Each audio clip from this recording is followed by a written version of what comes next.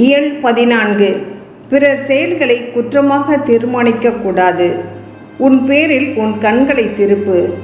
பிறர் செயல்களை தீர்மானிக்காமல் எச்சரிக்கையாயிரு. பிறரை பற்றி தீர்மானம் செய்வதற்காக மனிதன் வீணாக உழைக்கிறான். அதனால் பெரும்பாலும் மோசம் போகிறான். எளிதாக பாவத்தில் வீழ்கிறான். தன்னைத்தானே பரிசோதித்து தீர்மானித்தால்தான் அவன் உழைப்பு எப்போதும் பயன் தரும். நமது மனசாட்சிக்கு ஏற்றபடியே நாம் தீர்மானம் செய்கிறோம். நமது சுய பற்றுதல்களை முன்னிட்டு சரியாக தீர்மானம் செய்ய எளிதாக தவறிவிடுகிறோம். நாம் எல்லாவற்றிலும் இறைவனை மட்டும் எப்போதும் நாடியிருந்தால் நமது விருப்பத்திற்கு தடை நேரிடும் போது எளிதில் கலக்கம் கொள்ள மாட்டோம். ஆனால் அடிக்கடி நமது உள்ளத்தில் மறைந்திருந்தோ அல்லது வெளியிலிருந்தோ ஏதாவது ஒரு விஷயம் நம்மை இழுத்து போகின்றது. பலர் தங்கள் செய்யும் காரியங்களில் தங்களை அறியாமல் தாங்களே இரகசியமாய் தேடுகிறார்கள். தங்கள் விருப்பப்படி காரியங்கள் நடக்கும்போது நல்ல சமாதானத்தில் நிலைத்திருப்பதாக காணப்படுகிறார்கள். ஆனால் தங்கள் ஆசைக்கு விருப்பத்திற்கு மாறாக நடந்தாலோ உடனே கலக்கம் கொண்டு அதிக துயரப்படுகிறார்கள்.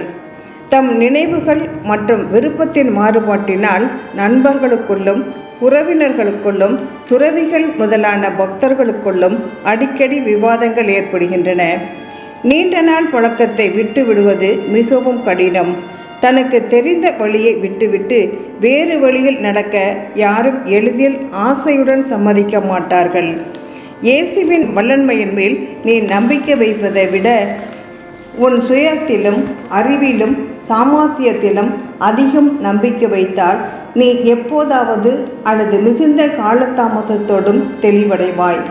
ஏனெனில் இறைவன் நம்மை முழுமையாக தனக்கு கீழ்ப்படுத்தவும் அவரிடமுள்ள அளவற்ற அன்பினால் எந்த மனித அறிவுக்கும் மேலாக உம்மை உயர்த்தவும் விருப்பமாய் இருக்கிறார். சிந்தனை: நம் சகோதரின் குறைகளை கண்டறிவதில் ஆசை கொள்கின்ற மறைவான கெட்ட எண்ணம் நம்மிடம் இருக்கின்றது. இதயங்களை தீர்மானிப்பது இறைவன் ஒருவருக்கே உரிய வேலை என்பதை மறந்து அவர்களை தீர்மானிக்க, அவர்கள் மேல் குற்றம் சாட்ட நாம் மிகவும் தயாராக இருக்கிறோம். மற்றவரின் மனதை ஆராய்ந்து பார்ப்பதற்கு பதிலாக நம் உள்ளத்தை நாம் சோதித்து பார்த்தால் பிறரை மன்னிக்க அதிக காரணங்களை நாம் காணலாம். நம்மை பற்றியே நாம் நடுநடுங்க வேண்டியிருக்கும். நம்மை பற்றி மட்டுமே நாம் கவனிக்க வேண்டுமே தவிர மற்றவர் நடத்தைக்கு நாம் பொறுப்பல்ல. தீர்ப்பிடாதீர்கள், நீங்களும் தீர்ப்புக்கு உள்ளாக மாட்டீர்கள்.